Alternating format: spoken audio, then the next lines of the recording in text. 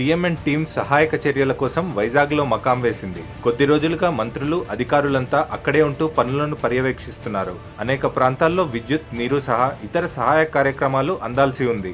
ముఖ్యమంత్రి సూచనతో మంత్రులతో పాటు జిల్లా కలెక్టర్, అధికారులు పునరుద్ధరణ పనులపై దృష్టి పెట్టారు. మండలానికో ఐఏఎస్ అధికారిని నియమించి కార్యక్రమాలు నిర్వహిస్తున్నారు. పరిస్థితి మెరుగుపడితే కొందరు అధికారులతో పాటు మంత్రులు హైదరాబాద్కు వచ్చే అవకాశం ఉంది.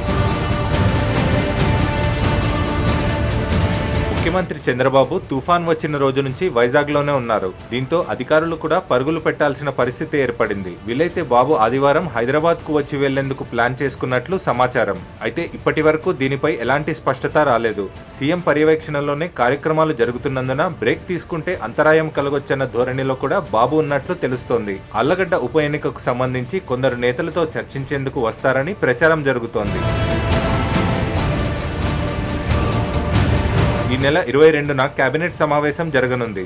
అయితే ఈ సమావేశం హైదరాబాద్లోనా లేక వైజాగ్లోనా అన్న దానిపై స్పష్టత లేదు. విశాఖలోనే మంత్రివర్గ సమావేశం ఉంటుందని అధికార వర్గాలు చెబుతున్నాయి.